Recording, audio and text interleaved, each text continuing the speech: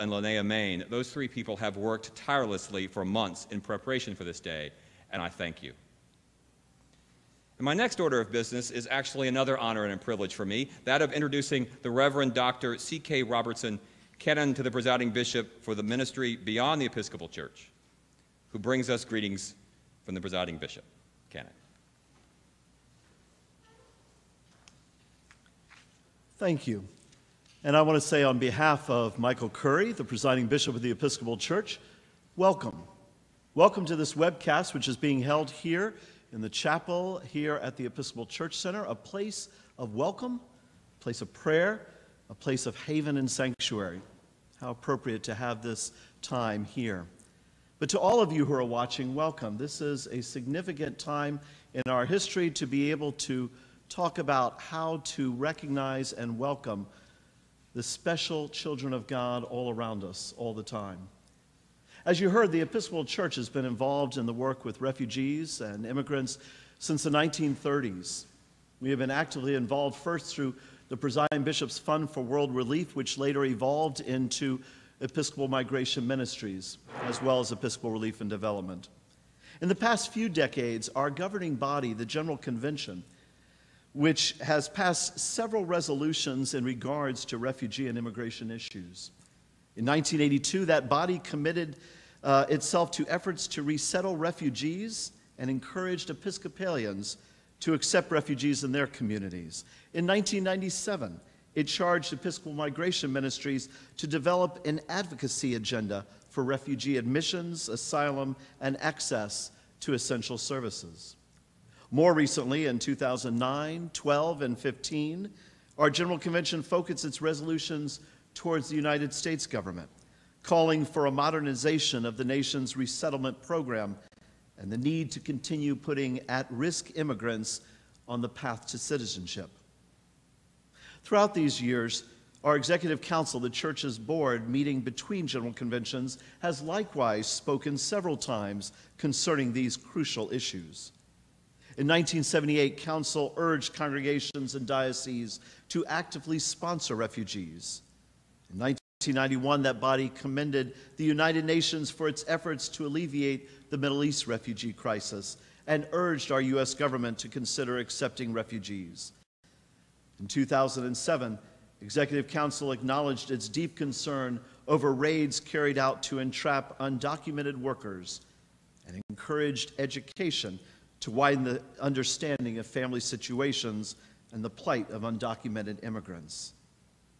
In all of this, the Episcopal Church, particularly through Episcopal Migration Ministries, as well as our DC-based Office of Government Relations, has sought to make a difference for refugees and migrants, offering the dignity and respect that should be shown to all God's beloved children.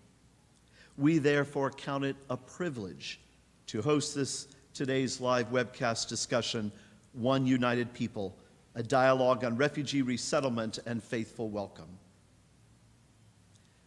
It is a particular honor on behalf of the Presiding Bishop to introduce to you Karen Abu Zaid, Special Advisor on the Summit on Addressing Large Movements of Refugees and Migrants. She was appointed to this work by United Nations Secretary General Ban Ki-moon in January of this year, and since that time has worked tirelessly with United Nations entities and engaged in consultations with member states and other relevant stakeholders in the lead up to the summit. Her extensive United Nations experience in humanitarian and human rights work is documented in many places, including in your program today. But just to take note, since 2011, she has served as a commissioner on the Independent Inquiry Commission on Syria, and from 2005 through 2010, as Commissioner General of the UN Relief and Works Agency for Palestinian refugees in the Near East. Prior to these appointments, she worked for 19 years in the Office of the United Nations High Commissioner for Refugees, including as Chief of Mission in Sarajevo during the Bosnian War, as well as holding positions in Sudan and Sierra Leone and Namibia. She also served as Chief of Staff at the High Commissioner for Refugees Geneva headquarters and as regional representative for the United States and the Caribbean. She has lectured in political science and Islamic studies in Kampala and Juba, and earned her Bachelor of Science at DePaul University in the United States and her Master of Arts in Islamic Studies at McGill University in Canada. Here, along with Special Senior Policy Officer Noel Calhoun, we are delighted to have both of you with us, and thank you for your leadership in leading up to this summit, all the work that is being done, and will be done in the months and years to follow. And we welcome you and count it a special privilege to hear from you today. Thank you.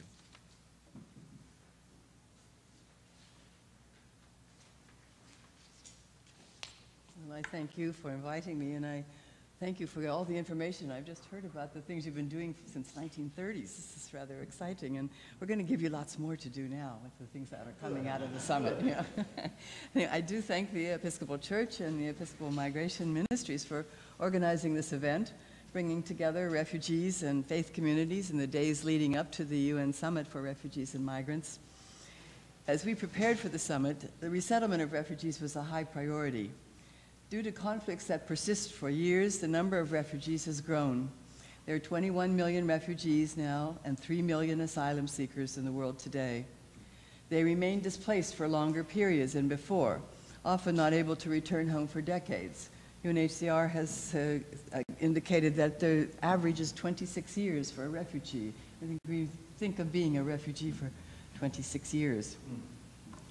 They remain displaced for longer periods, and the news reports often highlight the movement of refugees into Europe and North America, which obscures the fact that 86% of the world's refugees live in developing countries. In fact, just 8 countries, all of them in Africa or Asia, host half of the world's refugees, and this isn't fair. On 19 September, states will agree to the goal of resettling all the refugees identified by UNHCR as needing resettlement. For 2017, UNHCR has estimated they will need places for 1.19 million refugees in this category. In 2015, last year, just over 100,000 refugees benefited from resettlement. That sounds good, but now we want to multiply that by 10. The gap is large, the ambition is high. Resettlement does not end when the refugee arrives in a new country. In many ways, this is just a starting point. And today I look forward to hearing from you, from the panel, about how faith communities are welcoming refugees, because we really do count on the faith communities for this, especially all over America and in some other countries as well. You know better than I even that resettlement fosters direct personal contact between refugees and communities. Such personal contacts support refugees along the journey of integration. It also has an impact on the many volunteers who are involved. We always say just meet a refugee and you will change your mind about refugees, in case you have some negative ideas about it. The experiences create greater support for resettlement, and today we need that support more than ever to motivate our leaders to summon the courage to expand the resettlement numbers to meet the needs of our time. We're talking 1.19 million next year. My thanks to all of you and all of your efforts, and for inviting me to join you today and to be able to listen to what you're going to teach us all about. My colleague Noel Calhoun here too.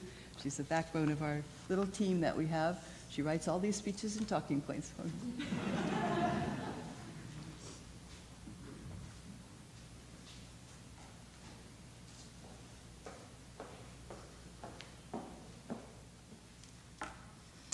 Thank you so much, Karen and Noel, for being here. Is this picking me up okay? A little closer. So as we start our program this afternoon, I'd like to invite you who are here in New York with us to take a look quickly at your program. And if you're joining us for the webcast, you'll be able to download a program on the same page where you're viewing this live stream. On the second page of the program, you'll find a prayer for our country, which appears in the current Book of Common Prayer in use in the Episcopal Church. But actually, this prayer first appeared back in 1928 in the Episcopal Church's Book of Common Prayer. And we've found that it has a rather opaque history, filled with some legend and a little bit of mystery. It has been variously attributed to both George Washington and to Thomas Jefferson. It was echoed by Franklin Delano Roosevelt on his Thanksgiving Day speech in 1930 when he was governor of New York. Throughout its history, this prayer has always seemed to appear at times when there's great political strife. It's been a voice of calm in the midst of a rocky sea of national conversation. Indeed, in our research, we learned that 36 years ago, Episcopal priest, the Reverend Wilson Carter, offered this prayer at the conclusion of an opinion piece that he submitted to his local paper. He wrote, "As the day of our national election approaches, in this year 1980, our nation stands at a critical crossroad. Sadly, we are a deeply confused and consequently a deeply divided people. The extreme differences between the two leading presidential candidates, their policies, style, philosophy, and methodology, are a reflection of this division and confusion. As we were preparing to be with you today, reflecting on this prayer and researching its history, we saw again and again that the times when the words of this prayer were uttered were described in much the same way we might describe our present time.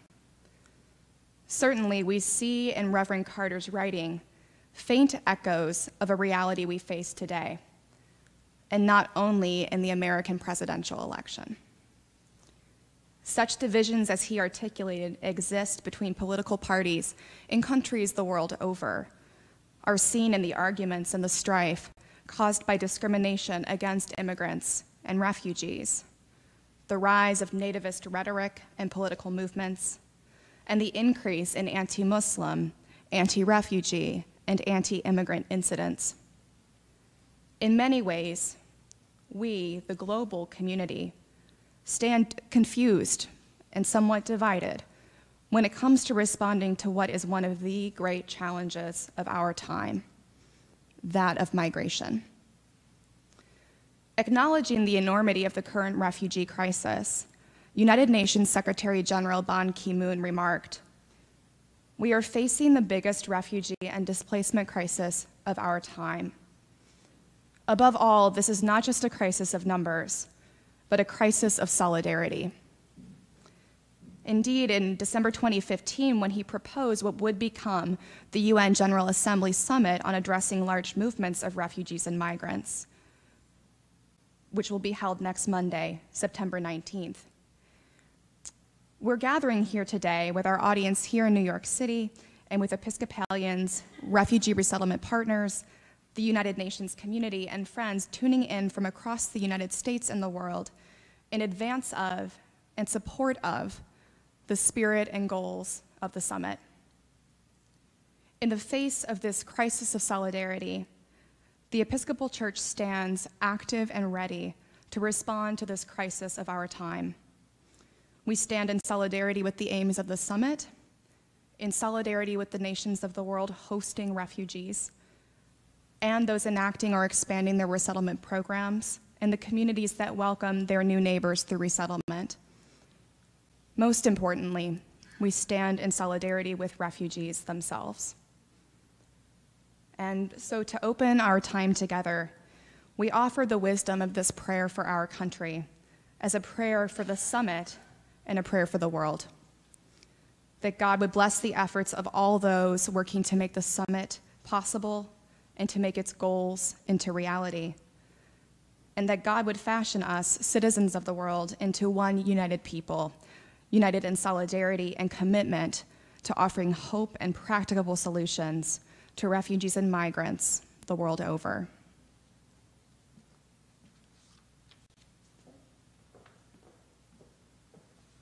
Thank you, Allison.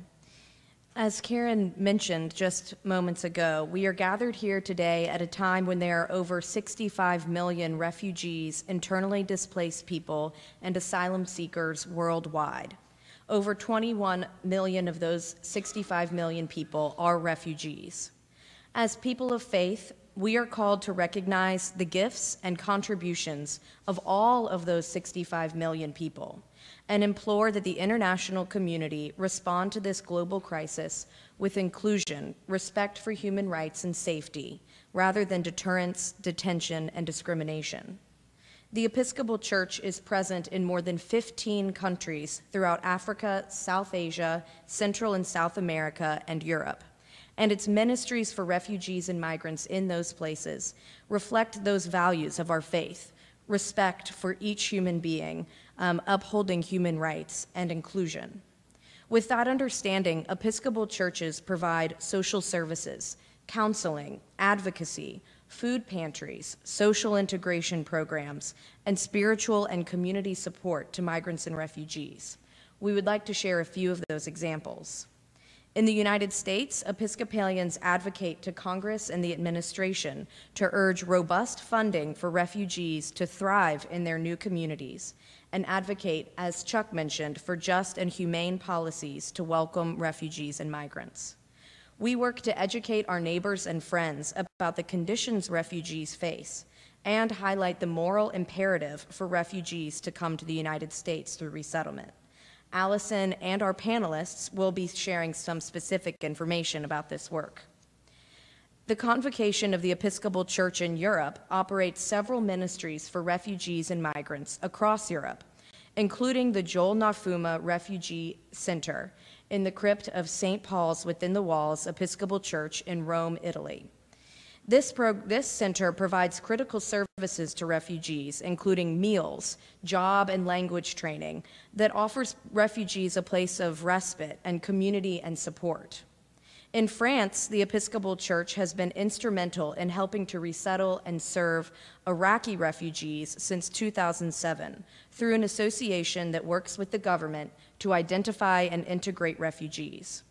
This association is mostly focused on serving Iraqi Christians, but the program has expanded to serve Syrian minorities as well.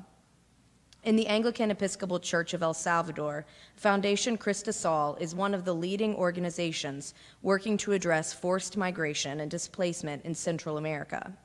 Their victim assistance and advocacy programs offer families fleeing violence emergency protection, as well as legal assistance to bring their cases forward to national authorities.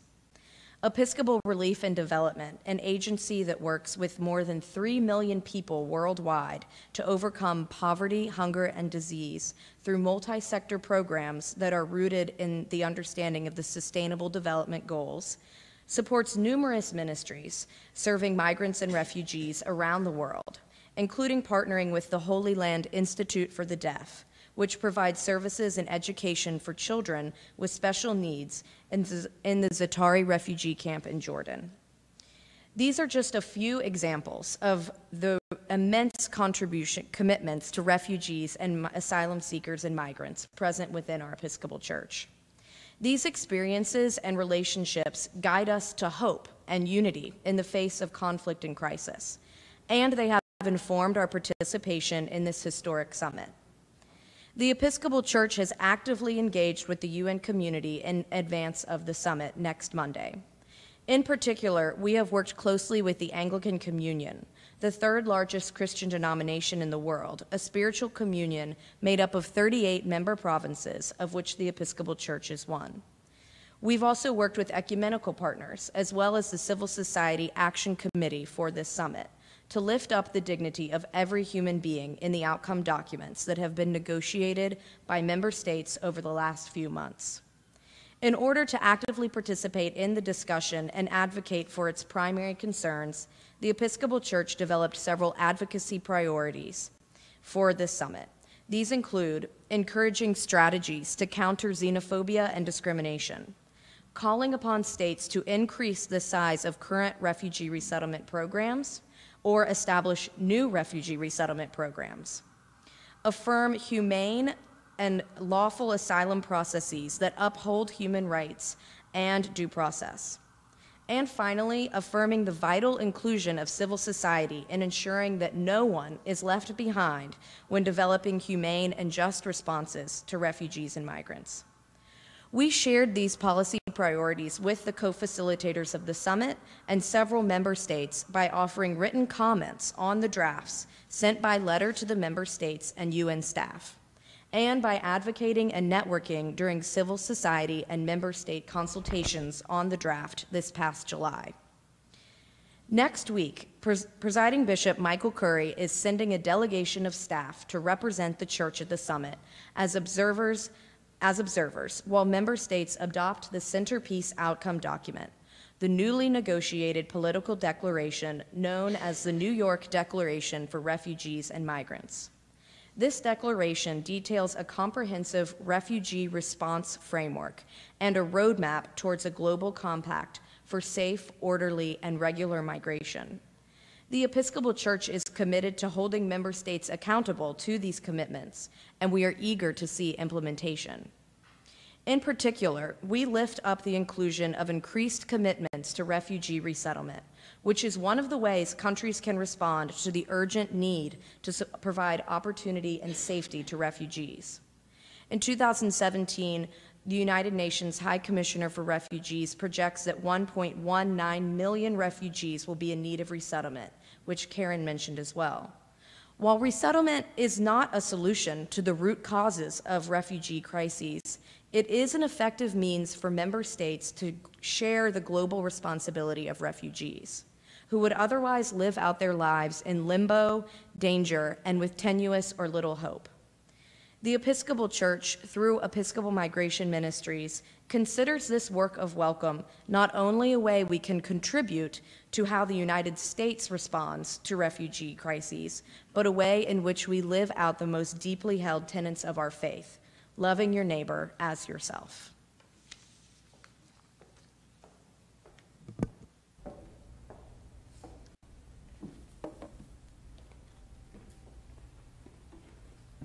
Thank you, Lacey. We humans are, at our core, a migratory species. Before recorded time, we were a species on the move, following the movements of animal herds, moving to warmer climes during the cold months. In the Abrahamic faith traditions, we have inherited the stories of our spiritual forebears, ancestors whom we know were often driven to migration, and rarely by benign circumstances. Bondage, famine, persecution, and violence drove our forebears to leave their homes and everything they knew to set out into the unknown. From Moses leading the Israelites out of bondage in Egypt, to the flight of the Holy Family from Palestine to Egypt to escape the wrath of King Herod, the foundational narratives of the Abrahamic traditions are stories of migration, people on the move, and those who welcome or deny them. These stories aren't relics from some distant past. They are being lived today, and we are all characters. More than 20 million have no choice in the role they play. They've already been forced to flee. But the rest of us, we have questions to answer. Do we welcome? Are we bystanders? Or are we culpable and complicit? How will we write the story? These are the questions of the summit, and they are the questions to each and every one of us. As we've heard, the Episcopal Church has long answered this question by choosing to welcome through resettlement. Our formal work began in the 1930s when Episcopalians sponsored families fleeing Nazi Europe. And then, as we've heard, Episcopalians remember fondly the Presiding Bishop's Fund for World Relief, the forerunner organization to both Episcopal Relief and Development and Episcopal Migration Ministries. In those early years, it was through the Presiding Bishop's Fund that we engaged in resettlement. Then, following the passage of the Refugee Act of 1980, which established the modern United States resettlement program, Episcopal Migration Ministries, also fondly known as EMM, was founded. Today, EMM is one of the only 9 national resettlement agencies that works in public-private partnership with the U.S. government to resettle refugees. But before EMM, our 30 local affiliate partners in communities across the U.S. are able to welcome their new neighbors. Refugees go through a long and a difficult process. How are individuals and families resettled to the United States? First, an individual must receive refugee status. They must prove that they have fled their homelands on account of persecution because of their religion, ethnicity, nationality, membership in a particular social group, or their political opinion. They've crossed an international border, seeking safety in a country of first asylum, where they can also seek out the support and protection of the United Nations High Commissioner for Refugees, the UN Refugee Agency, also known as UNHCR. The UNHCR registers them, interviews them to make sure that they have a legitimate claim to being a refugee, and if they do, it confers refugee status. After an individual receives refugee status, the UNHCR is charged with finding what's called a durable solution that will allow a refugee to rebuild his or her life in peace. The three durable solutions are voluntary repatriation, local integration into that country of first asylum, or resettlement. Now, resettlement only happens when the first two durable solutions are not possible. At current levels, less than 1% of refugees will ever be resettled. And as we've heard, one of the aims of the summit is to change that. Once it's been determined that resettlement is the possible solution for a refugee, the UNHCR will then refer refugees to one of the currently only 27 resettlement countries, including the US. Refugees referred to the US then go through an intensive screening process prior to admission, the most rigorous security screening and vetting process for anyone legally admitted to the United States. If an individual successfully passes that process, he or she will then be approved for admission. And then it's the national resettlement agencies, including EMM, that go through what's called an allocations process to determine the best placement for refugee arrivals. It's only after this process that we know for certain which individuals and families we will receive, although preparations for an expected number of arrivals is ongoing in our daily work. This daily work includes ongoing training and support for our local case management staff, some of whom you'll get to meet later today, and coordination with many community partners and organizations. Local staff, as you'll hear, also engage the important work of community education, explaining who refugees are, how resettlement works, and inviting individuals to welcome new arrivals as their new neighbors. While resettlement will look different in every community, certain things are universally true in the US resettlement program. You might hear some stories of these things later today. Refugees will be greeted upon arrival at the airport. They'll be transported to a fully furnished, safe, and decent apartment.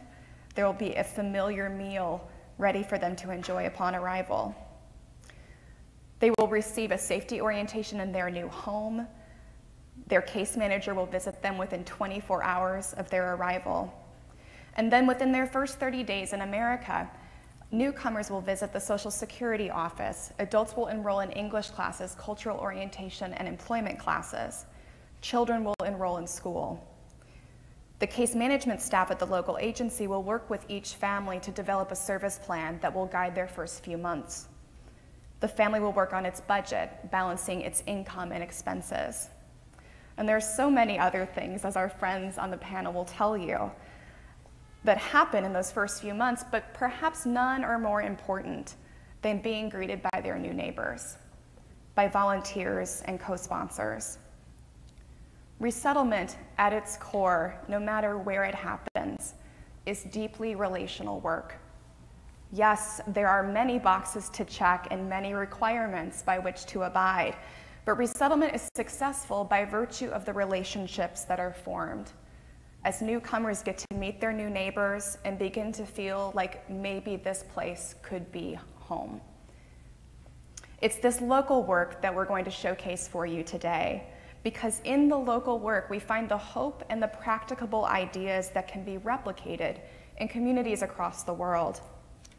Communities have so much to teach us about how resettlement is experienced.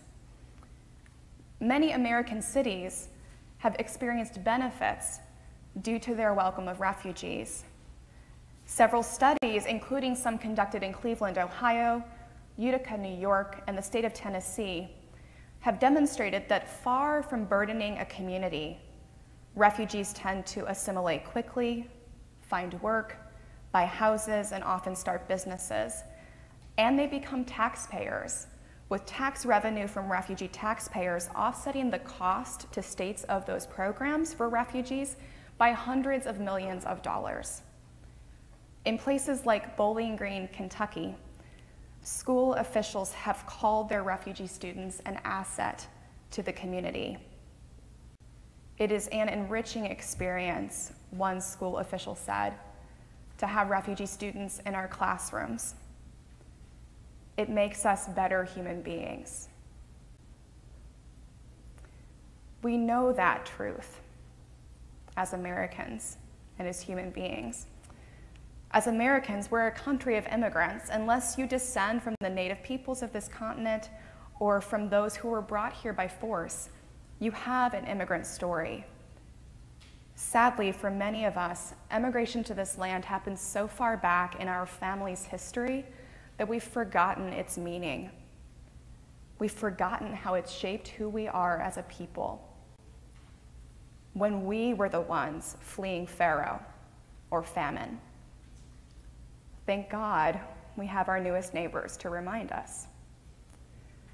The conversation we'll have today with our friends from New Haven and Syracuse, who I'll shortly invite up to the panel, will center around their experiences of resettlement, of being welcomed, and of welcoming. We're so grateful to each of you for being with us today. I know there was trains and planes and automobiles that brought you here. And we're so grateful for your generosity in sharing your stories. We offer this conversation to all of you here in New York City and to our guests tuning in across the internet as a window into the ways in which resettlement is experienced in communities. And with this, we offer our prayer for the summit and all the work that will follow, that more nations of the world, more states, more cities, more communities, will increase or establish resettlement programs, finding that resettlement is not only the morally right thing to do, and in so many cases, the economically right thing to do, but that, as the school official in Bowling Green, Kentucky said, it makes us better human beings. I'd like to invite our panelists to join us up here at the front. If you'll come around this way.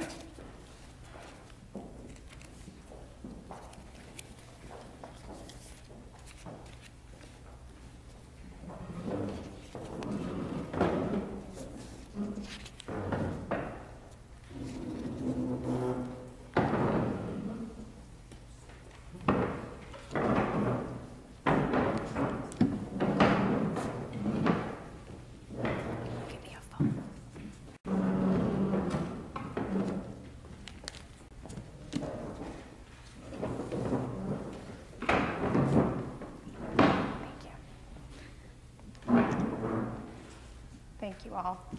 Now, in the interest of time, so you can hear from our guests today, from our panelists, I want to encourage you to learn about their lives, their professional backgrounds in the program. And again, for those tuning in through the webcast, you can click to download the program on that web page. They have amazing stories and amazing backgrounds to share. So I'll introduce them briefly, and then the first question I ask them will allow you to get to know them a little bit better as well. So we have James Nadeo from Danbury, Connecticut. We have Abdul Sabor from Syracuse. Jean Silk from New Haven, Connecticut. Chris George from New Haven, Connecticut. Akram Hussein, also from New Haven. Maher Shakir from New Haven. And then we have our good friend Jai Subedi from Syracuse, New York. And so you'll find the microphones in front of you. You may need to click them on and then pass them along. The first question, where we'll get to learn a little bit more about our panelists, is this. Why do you choose to welcome refugees? Why are you part of the work of resettlement? Thank you so much for having us here today. My name is James Nadeo. I'm the president and co-founder of Danbury Area Refugee Assistance, DARA for short. And I welcome refugees and people who are seeking security and opportunity to help them build their new lives as Americans. Thank you so much for having us. My name is Abdul Sabur. I am originally from Afghanistan. I'm from Syracuse, New York, from Interfaith Works, Center for New Americans. At Interfaith Works, one of the major themes of what we stand for as an organization, as a community, we want to make sure that we welcome new Americans to build new communities and build bridges between what we do and the communities that we have right now, and to build a compassionate community for welcoming refugees. So this is where I'm from. I'm Jean Silk. I'm the coordinator of the Jewish Community Alliance for Refugee Resettlement in New Haven, Connecticut. Welcoming migrants is inherent to the fabric of New Haven. It's always been a welcoming city. It was nationally recognized for being the first to offer a municipal identity card to all residents of the city. But I'm also Jewish, and in Judaism, tzedakah is a central theme. Tzedakah means righteousness, fairness, or justice. And in Judaism, giving to the poor is not only viewed as a generous act, it's simply an act of justice, the performance of our duty. It's the right thing to do. We're also guided by the concept of tikkun olam, which means repair of the world.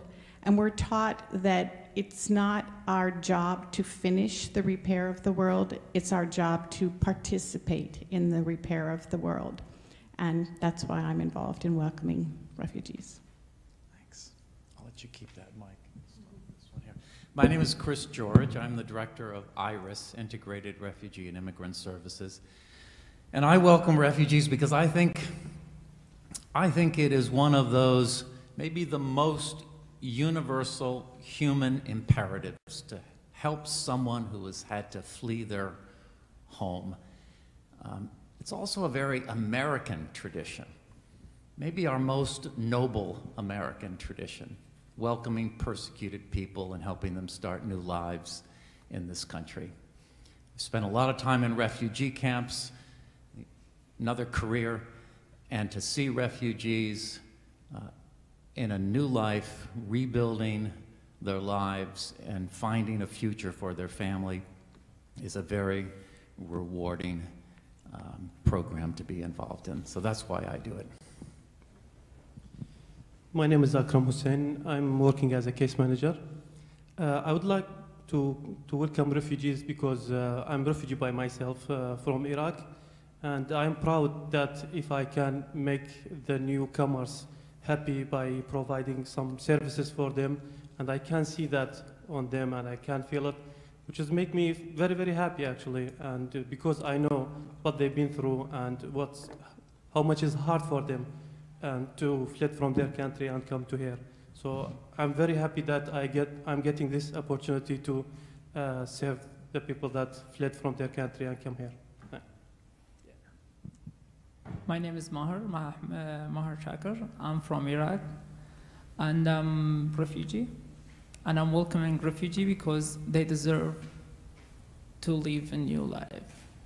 We save them life. Believe me, like, I come here and I learning English and I keep helping other refugees when they arrive here. Because I lost a lot of my friends, like dead in Iraq, and they deserve, and I wish they are with me here and rebuild, learning new things and helping other people.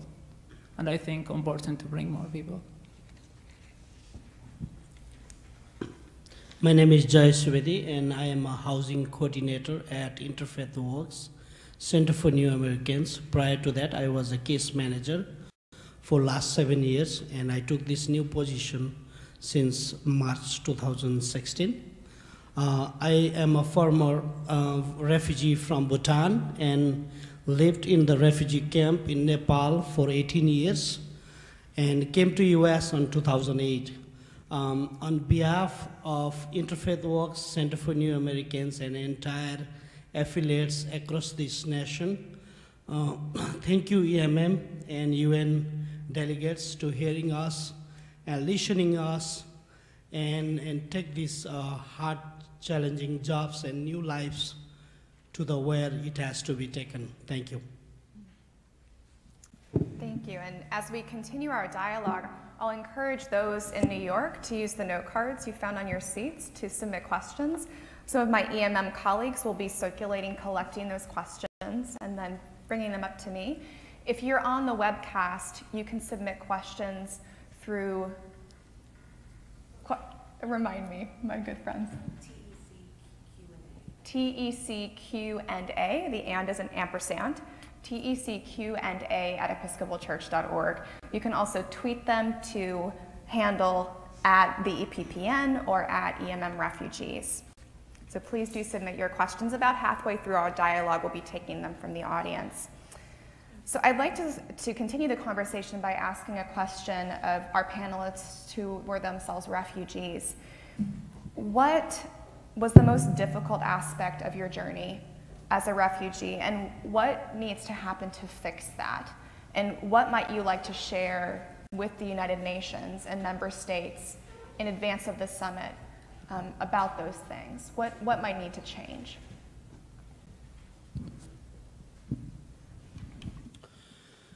As I said on introduction, I myself being a refugee camp for 18 years, there's a way too long time being in the refugee camp.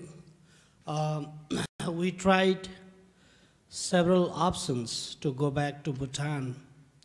Peaceful march, there are different ways that the options has been tried to negotiate and bring on the table to take the authentic citizen to Bhutan, but that's not happened. Now it's almost, as I was hearing, it's 26 years average life people living in the refugee camp.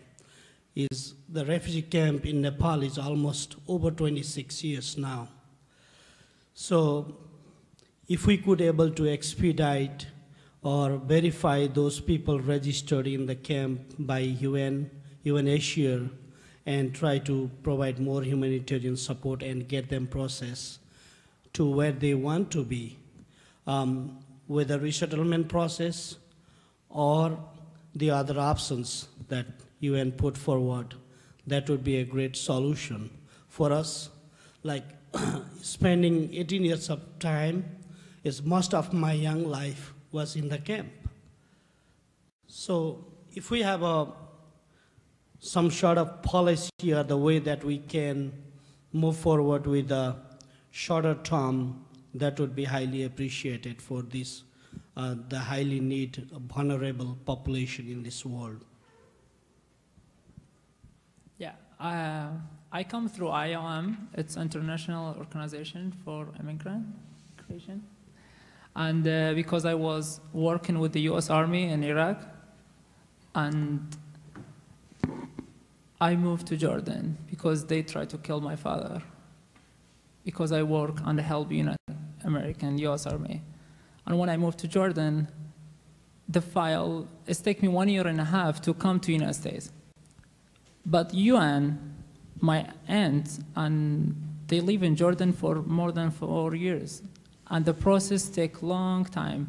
And the solution is we need to just make the process more fast. Because the people who work with the US Army, I have a little bit money, I can move to Jordan and be in safe country till I can able to come to the United States. But the people who work with them and they don't have money, they will still deal, and the process take a long time, and the people kill them. Also in UN, my aunt, her husband, last 2 days, he's in hospital in emergency because he keeps seeing the election, and he said, I give up, I will be not able to come to the United States anymore. I will dead in Jordan. And we need the solution is to make the process fast and bring these people because they really want to come. And we are ready. We volunteer and we will come to them. We want just the process to be more fast. Thank you. I would say the same thing for the long process to get to resettle to the new country. For my experience, I can say I came from Turkey. I applied to the United Nations in Turkey, and I get acceptance in the first year, but I was in hold for 2 more years. And when I was trying to contact to the United Nations local offices over there, they were telling me that they don't have any information and I just need to wait. And it's really frustrating that you don't know what to do in your life. And I know also a lot of people, when they were in Turkey, they just couldn't continue for a long time because as a refugee, some countries, they don't give a right to try to work legally, or so it's just hard for them to stay to that country for a long time without any resources. So some of people, they just give up and decided to go and face the risk again to be in their life instead of waiting and there is no any income for them to help them to continue their life in that country that they fled. Thank you. If I can add up, and I think because one of the greatest questions is obviously to make sure that we understand the complexity of the resettlement itself. What was the most challenging things we ever faced when we came in? Look, no one wants to leave home. The only reason people leave home is because home is on fire. And while this transformation, this transitioning to a new society for me was psychological, was about this idea of being detached from your home and coming to this unknowing place where I have no idea what I'm going to face, was one of the most difficult things that I've faced in my life. And the ability to make sure that you understand all these unknowings in this new society, in the new community you come in, it was so much, like I said, it was one of the things that I never wanted to experience. Everywhere I went was a question mark. Everything I saw was a question mark. I didn't know what the laws were. I didn't know what the culture is. What am I doing that I am causing distress in the community? What am I doing to make sure that I obey laws? The resettlement period itself, the first few days or the first few months of your time, was not an easy process. And the ability to accept the challenges and to make sure that you cope up with the society and the community you live in with totally different set of norms and the cultures that you come in was very, very challenging for me. But again, and part of that is that we want to make sure what we do at Interfaith Works and across the nations with the resettlement organizations, trying to see how can we sort of increase the happiness and the welcoming period of their first 90 days of their time in America, or the refugees, their time in America. How can we connect them? How can we decrease that distress that exists? How can we increase that sort of idea of making sure that they're connected and they feel welcome? So for me, simply it was about psychological and mental that I had to go through, because it was a lot of things that I didn't know. And while I'm still worrying about my home, who is literally on fire. All right, thank you. And if it was difficult for Abdul with his English, imagine how hard it is for most refugees who don't speak English. And adjustment is tough. It is a struggle. I say that in every presentation I give. Being a refugee in this country is a struggle. The American approach is a tough, demanding, pull yourself up by your own bootstraps, self-help program. I wouldn't have it any other way, but it is a struggle. So I'll follow up, Chris, with what you said and ask a question of Jean and James and you, Chris. The conversation that will happen next Monday, of course, will be about countries increasing their resettlement program or starting one where they might not have had one before. I'd love to hear your experiences as community co-sponsors and as the director of a local affiliate office. What wisdom do you have to offer to that conversation? What would you share with countries considering expanding or starting their own programs?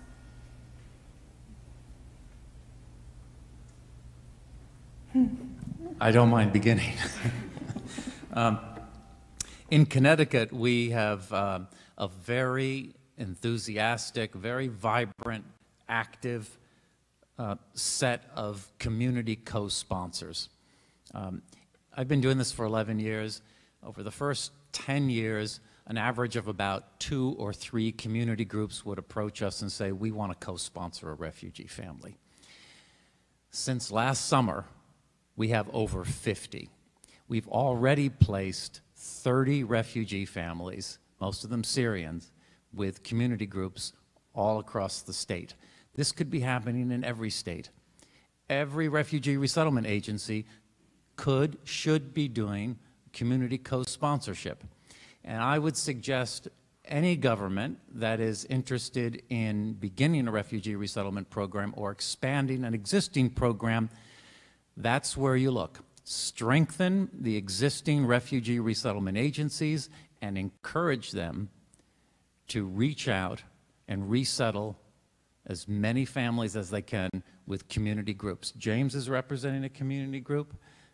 Jean is representing a community group, and there are another 50 groups out there that are interested in resettling, already have resettled refugees. That's one piece of advice.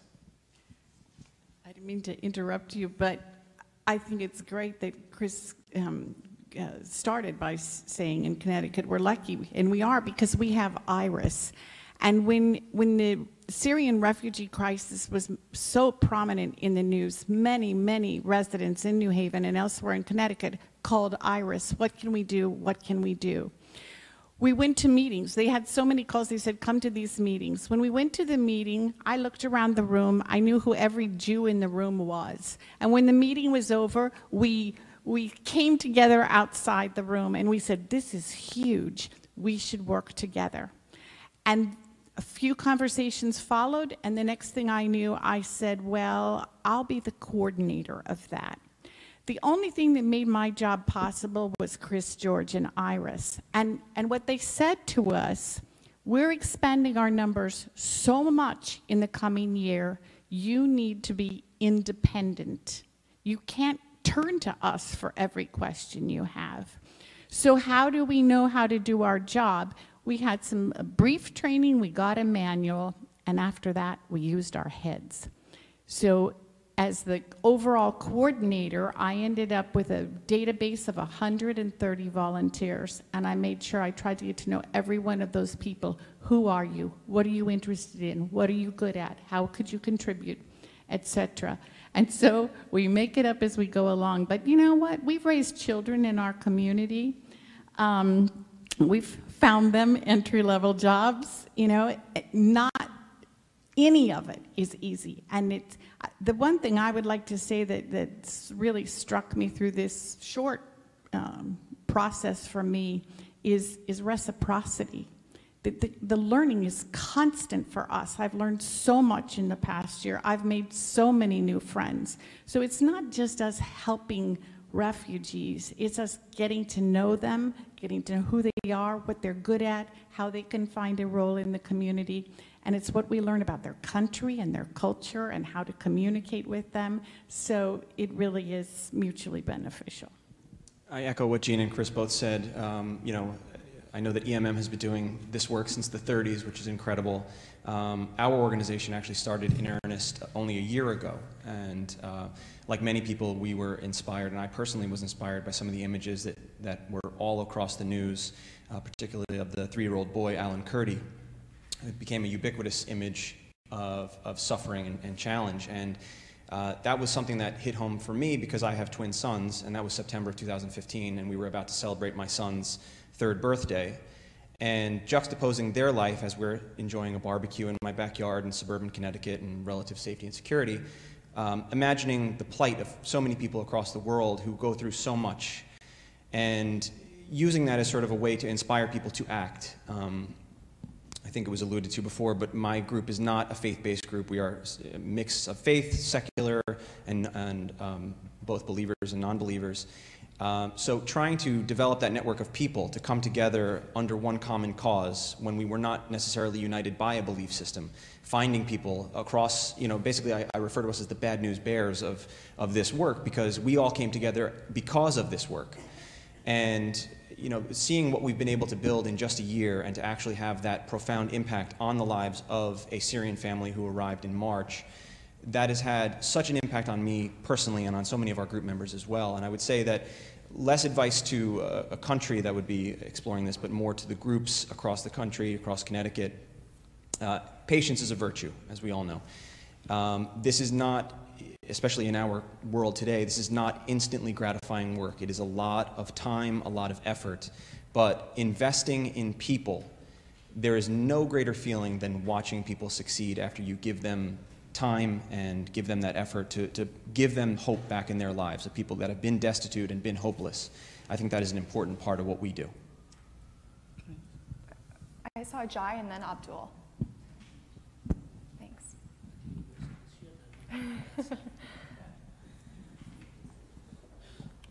So Syracuse, let me talk about our local area. The Syracuse is such a welcoming place, and Onondaga County as well. We have such a great network of faith communities around the central New York, the faith-based organization and church, mosque, all the different faith groups. We come together always. We have a strong network group. We have a round table of faith leaders. We have a different faith communities that join with always when there is any crisis, like. And that is one of the strengths that we have in the central New York. And as Chris mentioned in New Haven, we have a similar way. There are different churches, they stepped up and they came to us and can we sponsor this family? Just let me talk to you. As I myself being a housing coordinator, I manage all the housing services. So the LDS community from Utah donated 350 beds for the new Americans. 350 beds that has been shipped in a long truck from the state of Utah to the state of New York and to the Syracuse. So that passion, that is strength we have in the local communities. And that's all built up because of all the faith leaders come together. And we have that strength in the central New York. So no matter what we follow, where we go, but we always are together in the central New York. That's always we are blessed. And I like to thank you through internet to all our faith partners and community leaders in central New York area. And I believe across the nation and different states, they have that practice as well. So this is a way that the resettlement agencies getting support and getting help. And going forward, we always need your help. Always need the help from the local partners, the faith groups, the faith communities, and the local, and the city of Syracuse is so welcoming. The county of Onondaga and the state of New York is welcoming. So that's why I'm here today. I was a refugee 8 years ago. And because of your support, I'm here today. That's what. So. No. Go ahead. I was just going to add up to echo what Jai said. We 100% agree. One of the good things that we have, or that we're doing in Syracuse, and trying to represent the Syracuse area is in decline of population. So not only that, it adds up to what we want from a diversity perspective. It brings up newcomers and new sets of ideas. But let me be honest, because my wife and myself, we went through this resettlement process, and like I said, it was one of the challenges things. We tend to fear the unknowings quite often when there's separation among us, and when there's division. But when you come close to understand one another, that's where the magic happens. That's where you get to open up your hearts. My wife still can't speak English. And I'm grateful for the volunteers who, when I came in 2 years ago, volunteered to come over to teach ESL classes to my wife at home. We have another volunteer who's teaching sewing to my wife. And that only was possible when they committed themselves in coming together and knowing to understand one another. And that is where you all these unknowings that exist. What if this happened? What if they're like this? Why not get in? Why not get experience of it?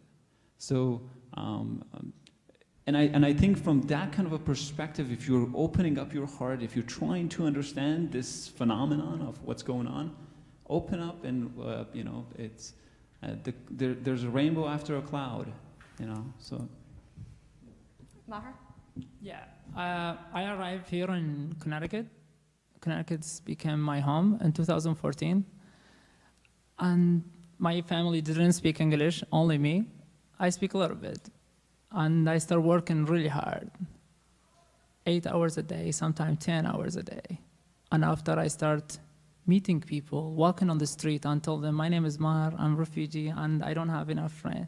Like, I don't have friends, and I try to just make people feeling I am home again. And I start learning English. My mom, she went to Gateway Community College to learn English. She's a dressmaker. And we both of us, when we start feeling, ready, we start volunteer at IRIS. My mom, she teach other women how to make a dress and teach them English, like, you know, what she learning. I start volunteer when the family arrive at night. I translate with them what's Allah, how they call emergency, and it's important. We come here, we're learning, and we start volunteer helping other people. And it's a lot of family. It's a lot of refugee in Connecticut, and we are ready to bring more refugee because we are ready and we can volunteer and help them and be in community. And I remember my father, when we arrived here, he bring 1 cup of water and he said the water is the community in America, and he put oil on the top. And you can see the oil is separate, and he said we don't want to be separate. And he mixed it, and you can see small bubbles of oil. And he said, that's how we want to be in America, one community. Go learning, go be in the community, and helping other people when they arrive here, make them life better. Thank you, Maher. We're going to start collecting questions from the audience, so if you've written some down, we won't be able for time to answer all of them, but please do send them in to our volunteers, email them in if you're watching the webcast. One question we've received, and anyone can feel free to jump in, is, and you've all touched on this a little bit, but we'd love to hear more. What can be done? What can we do to replicate the success in Syracuse and New Haven in other communities? Maher. I think the most important thing is to just walk and being friendly with the refugee. That's the most important thing, because I don't want to walk feeling home and feeling happy and walk and people told me you are a terrorism, you are a bad person, I don't like to be a friend with you, don't come here, don't. That's the hard. But when I start people being friendly with me, I feel home. And I learning and we do everything together. And that's important. Most of the refugees, they said, I don't want your money, I want you to be friendly with me. I can't feel home. I'm not someone, I'm like you, I'm a refugee and I want you to see me how you seeing yourself, like we are human too. Thank you. I think you might have seen on my bio, I am a very strong advocate for myself and for many of the new Americans. I don't say refugee, I say new Americans because they are the new Americans anyway. So what I do is I always attend the meeting, advocate on behalf of refugees and immigrants. I'm on the board of Citizens Cabinet for City of Syracuse. I'm on the board for Onondaga Citizens Lake. I represent many local-based nonprofit, and I attend many stakeholders meeting as well. And I always tell my story.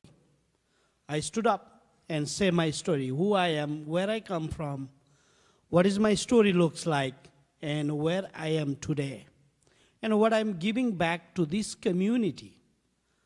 And that's the potential, and these people are the new Americans, and these are the new future of this country.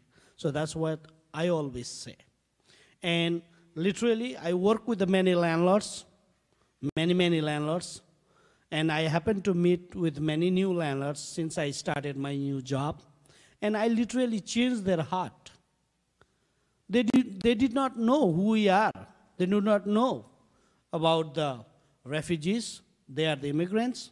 They keep asking where they come from, how do they live. But when I started saying my personal story, they finally changed the heart. And I had a meeting, I had a group of association with the landlords. So we say Syracuse Refugee Landlord Association. The more than 50 landlords agreed to be on the association. And we always do a mutual benefit with them. So they know, they understand, and they try to help. Even some of the landlords, they go to their house and help them to put their curtains, to decorate the houses. So that kind of good story and success story that we have seen and we have known. So as he said, and as myself being saying, until and unless we come up and say who we are and make a friends, as you say, and welcome in our center and tell who we are and what we do, definitely there's nothing impossible. We can make it change. If I could, I'd like to just also point out that, and Jean alluded to it before, that there is a direct symbiosis when you sit at this point that we do as co-sponsors, community co-sponsors, because yes, of course, we are assisting refugees, but they are also helping us to learn as well. And I think that in our culture the way it is today, with social media being so prevalent, I think it's very easy for people to create these sort of idea bubbles, and you can curate your Facebook feed and you can curate all the thoughts, and so that the people who you hear from and who hear from you look like you and dress like you and think like you and support the same political candidates you do, and nothing challenges us to sort of step outside of things and actually learn a different point of view, to see a different point of view.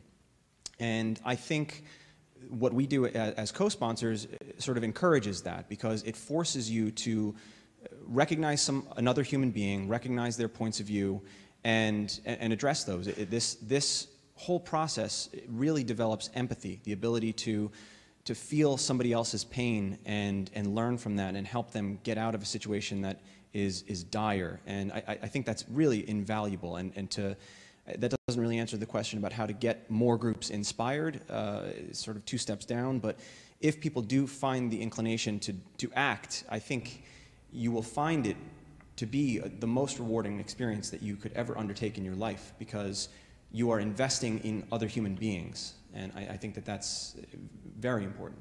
Jean, did you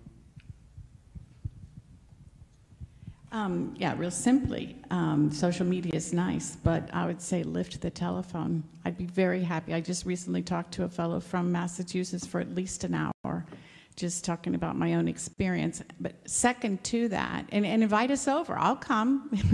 I'd love to talk with other groups who are interested in starting from scratch, because that's what we did. We started from scratch. The other piece that I would say if I were doing that is, don't make up your mind how it's going to be before it starts. Whatever you think it's going to be is what it's not going to be. We thought we would have a Syrian family for Jewish congregations. That was something we gave a lot of thought to before we did it. We got a family from the Democratic Republic of Congo. We prepared for a family with school-aged children. We got 4 young adults. So, you know, honestly, you just have to trust yourself. We were talking over lunch, and we all agreed on one thing, and that was just do it. So someone asked, what are we doing in New Haven that other refugee agencies or other cities might want to do? When I started 11 years ago, I was given advice that I did not take. Someone told me, don't work with churches and community groups. They're a headache, they're loose cannons, they're a pain in the neck, you never know what they're going to do.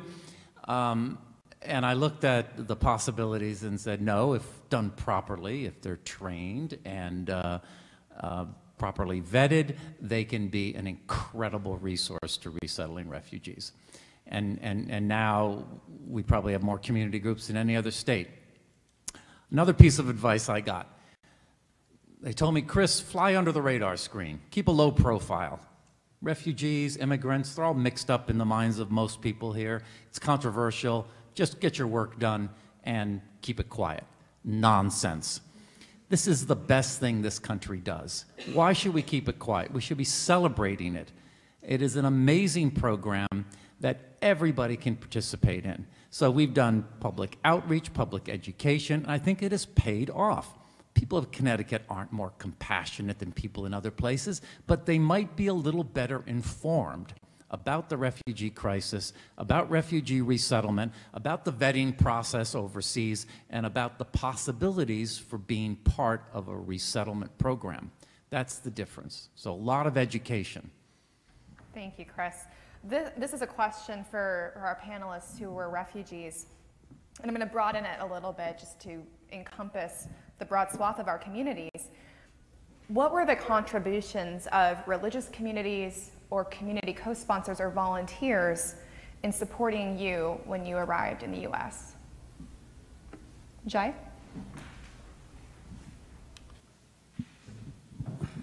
Let me talk to myself. I arrived on November 14 in Syracuse Airport. I was received by local volunteers and with my caseworker. And so since then I started, as he was doing and he's doing, the next day I happened to go to airport and help another Nepali family to interpret. Literally, their family was, the gentleman was a very senior population, senior guy, and he couldn't able to take a step up on the car. So I carried it on my back and I put it down on the car.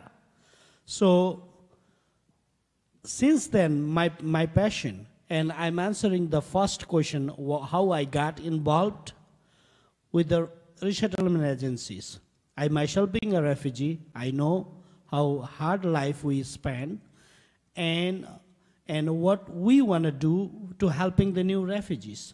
So now in Syracuse, we have a great network of all the immigrants group, the new American groups, and literally, just tell you a very good story. Just a week ago, I met few great leaders, Sudanese, Congolese, and the Dominican Republic, and myself from Bhutan. And we initiated what we can do to fight the anti-poverty, how we can educate our own people to live up to where they don't have to live on the poverty, how we can educate ourselves to go to job, not to live on the poverty. So that kind of initiate, we just talking point, we started there. So the community group, now what we do, if the community, we need a support from the community, we have a different ethnic-based organization group locally in Syracuse. We have all the leaders on the list. We have all the volunteers on the list. We have all the interpreters on the list. So we call them. Like if the Somali family is coming, if they don't have anybody sponsors here and nobody's there to cook the food, we call the communities. Hey guys, we have a Somali family coming. Can you able to cook the food for tonight? Yes, we can. For my community, we don't need that many people to be in the airport, but like 20 more people show up to welcome the new family. So these are the things that happen in the local areas. We connect, do better job connecting each of the leaders, and try to be in close contact. And one of the things that 2 years ago, the Onondaga Citizens League, where I'm on the board of that research team, they did a study, the refugee in our doorstep. So you might pull on the website too, ocl.org. So that study came out is not only the population where they come from, but is the contribution, as you said, how the community is empowering themselves to integrate into the local communities. So that story is there. So this is the way that we connect each other. And this is the way we do to empower, train them to the local communities and to form their own groups and help their own communities to grow each other. I want to share my experience. You guys know in Iraq is two parts, Sunni people and Shia people. But what's make my family special, my mom is Shia and my father is Sunni, and they raise us to love everyone. And when I arrive in the United States, I ask people like what I should do. People tell me, don't go with the black people, they don't like you. Don't go with Latino people, they give you drugs. Don't go with white people, they don't like Middle Eastern. And I was like, what I should do? And they told me that's how it is. And I want to prove to them they are wrong. Because everywhere you go, you need to look for the good people. It's bad people and good people, and you need to look for the good people. I meet a couple person, they're black. We create film together. It's called Halfway House. And I was on a stage talking about how great is these people is. I meet Latino people, I learning the language, and I mean, they are great people. And I work with white people. And I hate when I call people like that, but that's how, I mean, describe them. And I start looking for the good people, and I bring them and they volunteer at IRIS. And I have a presentation, I do presentation in high school, middle school, college, and yeah, on November 10th, we have performance called Voices from Long War. I will tell my story in Lincoln Center in New York. And that's, believe me, it's very important. Do you just walk and meet new people? When anyone tell you to not do it, just go do it. You be curious, like why they told me to not do this. I will go and find out. And I really go and I find out they are great people. And that's how I just told, if I go and look for these great people, American, they need to do the same thing. Because most of them, they talk refugee, I am afraid, they are dangerous. Just go and meet them, and you'll find out some of them talented, like great people, and you're learning the community, they're learning the culture, and they're learning your culture, and that's how we can become one community. Thank you. I would like to share my experience. 4 years ago when I came, I was kind of afraid or shocked. Maybe I will see something different, different culture or so. So we have this nice program at IRIS when I was client before I became a case manager actually.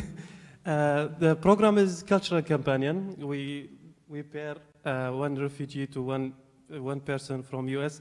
Most of the time they are students at Yale University. And I had two friends. They arranged two people for me at that time. One of them was Christian, the other one was Jewish. And as a Muslim, I was kind of like thinking maybe there will be some misunderstanding with each other. But after that, we become very, very friends, and we were loving each other and sharing our stuff. And as a case manager, also I want to share some experience. Recently, we had some family, they came from Syria, and the first I welcomed them, and I brought them to their new apartment, and they were very scared. From the first night, they were asking me, Akram, what we gonna do over here? And the country is different, everything is different over here. And they said we might make mistake by coming here, and they were very, very frustrating. And after that, I shared my experience with them and the people, how they nice are over here, and. So after that, I was just following up with them, and I've been seeing them coming to the organization, and I was checking with them, and they said, no, we are very happy, and we are lucky actually we come here after they saw people, but they are very nice, and after saw they have rights, and there is a care, there is everything they need over here. Thanks. If I can just add up to that, well, one of the first things that we have to understand about connecting people to people is the first thing that comes in mind is we have to make sure that they accept the differences. When I say people, and obviously I mean to the refugees and to the new Americans that are coming into the new societies we have, they come up with a set of values and a set of beliefs and faiths and traditions that they all bring with them. And so the fact that we're connecting them with the faith organizations and the communities and civil society groups that we have is the number one thing that we do. We want to make sure that they feel comfortable enough to accept the differences. And if you don't, well, I mean, think about the globalization idea. If you don't believe in globalization and interconnection, and I guess we're looking up to the world's leaders for the next week for the summit, that we're going to be looking at the decisions they're going to make for the things that we could follow them as role models in our communities, implementing their laws or their guidances and policies that they come up with. So the number one thing is that we want to make sure that these families accept the differences that they have, and we want to make sure they feel comfortable in talking and sharing the unknowings. One of the things that we started, obviously, is we make sure that with families to start with simply with those things, and having the ability to giving the refugee population the power they need to utilize their credentials in the communities that we have. These families come with a great set of talents. I had to prove to my community and to the organization that I work that I have the full capacity to run the organization or to work on running one of their programs in this organization. It was not an easy job. I could probably do that in a much easier, quicker way in my home country than I did it here. But it is not easy, and we have to invest in that regard. We have to make sure that these people are also engaged, because it's what our colleague said here. It's not about us just learning. There's not only just the American way of doing things. There's other ways too. So why not open that door? Why not leave those doors open? It builds into our institutions that we have, education institutions that we have. So, and it builds on to a stronger, more resilient societies that we have today. And if you have something going on around the community, you have multiple ways, several ways of analyzing things. I always give my example because it puts up so much in the college that I go to, in the university that I go to. So there's always majority of our students who are Native Americans that are all citizens of this country, and then there's me, who I always bring this other point of view to the table. And I think that builds on, not only that I learn, but I also bring something back to the discussion. So that's one of the things. So again, it's just that we make sure that we have to, when we're connecting individuals to individuals, make sure that they have acceptance. They accept the differences that we have. I think.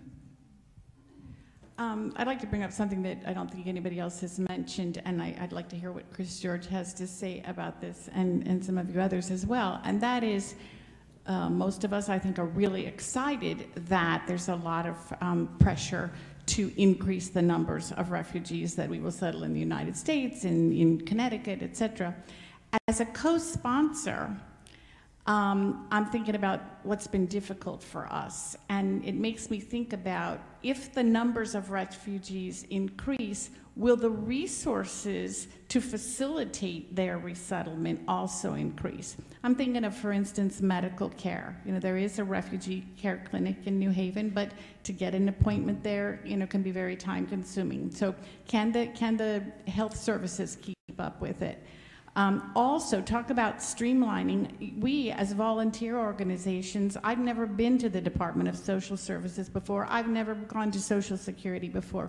Is there a way to streamline the processes we have to go through as co-sponsors to make, we struggle to understand what they have to do, and I know the language and have a graduate degree. So I think, how can a refugee who doesn't know English get through those systems? So I guess those are some of my questions. Can the support services keep up with the numbers?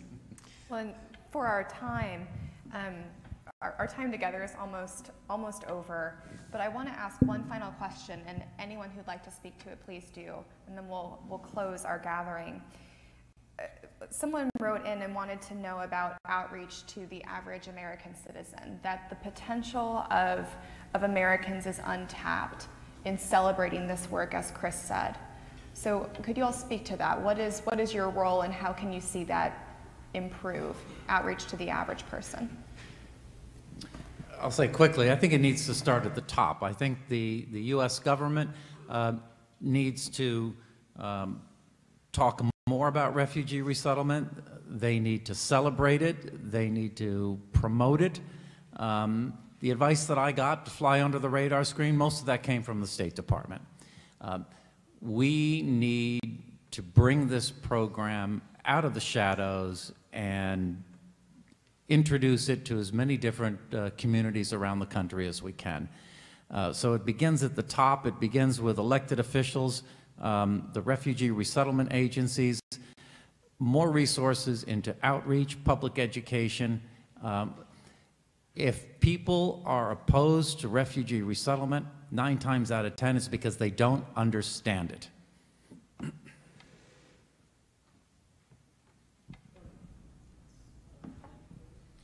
To echo what Chris said, I think that, you know, that's one of the roles that I feel I play and many members of our group feel we play is educating our community about this, because like Chris said, I think a lot of the opposition to refugee resettlement is predicated on fear of the unknown. And the easiest way to, I say easiest, but the easiest way to combat that is through education, is to get people to understand that, you know, these people are not unlike you or I. It's just, whether you believe in a higher power or not, it's just cosmic happenstance that I am who I am. I didn't do anything to earn becoming an American or becoming white or able-bodied or any of these things that this is who I am. And I think helping people understand and to see things, to understand all that these people have gone through, and that all they want is what we all basically take for granted, and that's safety and security and opportunity, the chance to go to school, to work a job, to go home and have a good night's sleep at night. I mean, these are all things that we just take for granted, a lot of us take for granted. And inspiring other people to sort of look beyond themselves and go beyond that fear and just extend even just a little bit, just hear me, listen. I think that could go a long way toward mobilizing more communities across the country. I want to share a story about me, but again, I just want to, and then I'll get to the question. I grew up in the Civil War during the Taliban regime in the country, and so every time I looked at the sky, it was not birds, it was not the blue sky, it was the rockets and the bullets that were going just from one side of the city to another side of the city. But I feel the opposite when I came into the United States. I had the ability, I had a totally different definition of the sky when I came into this country. There was no longer bullets. And I want to sort of echo what they were saying about the idea of, let's don't take this for granted. The idea of freedom, to making sure that we all understand what that freedom means for that one individual who just came in out of war, who's running after his life. But again, I think one of the things that we're doing at Syracuse is that we are building coalitions with the colleges and the universities. So we have designated staff members who go out, present at the colleges, at the universities every semester, and including myself. We do presentation. Actually, last year, it was spring of this year, we had one class that sponsored 3 families for a tour of the college and provided them for dinner, for the cafeteria, because they knew exactly that those kids of those refugees are going to end up on those colleges one day. So why not give the parents the experiences of what that is like, and to show him the bigger picture. And we also need a leadership not only at the vertical and the horizontal. We need a top-down and across our communities, a leadership that we want to make sure we implement what we say, because, and we want our voices to be louder. And we want those stories to be heard. So without further ado, thank you so much for this. And just a quick add to that regarding that question. As I mentioned before, the study, the refugee at our doorstep study answers most of the questions that Chris was, more education is needed to the local levels. That study totally answered most of the questions of the community that do not know who refugees are, where they come from, and what they look like, and what they want to be. So that study really, really helped us. And because of that, we have now Refugee Alliance. Refugee Alliance is a combination of all the service providers and with the partners, so that we meet quarterly and we talk about the progress of the refugee. The other thing that I want to mention, as Abdul was mentioning about the education, the Syracuse City School District, the graduation rate is gone up last 2 years, and is all high school students, most of the top 10s came as the new refugees and immigrants children. So that's the celebration that we are having in Syracuse. So that message is very, very important for us and for going forward for every communities and across the nation. Thank you so much, Jai. Thank you. For our time, we'll have to conclude today. A few things for those who are tuning in online. We know you want to learn more, and we want you to follow up with us. Please visit www.episcopalchurch.org/EMM to learn more about Episcopal Migration Ministries and our local partners like those in Syracuse and New Haven. And also, please visit advocacy.episcopalchurch.org, where you can learn more about the Episcopal Church's advocacy for refugees and increasing support for this program and our advocacy to Congress about that matter. Thank you all so much for joining us here in New York. Thank you for joining us online. And please, let's thank our panelists.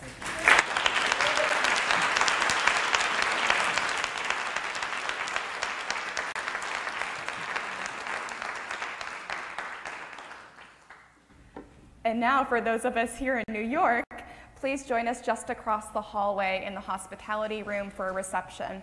Thank you so much for being here.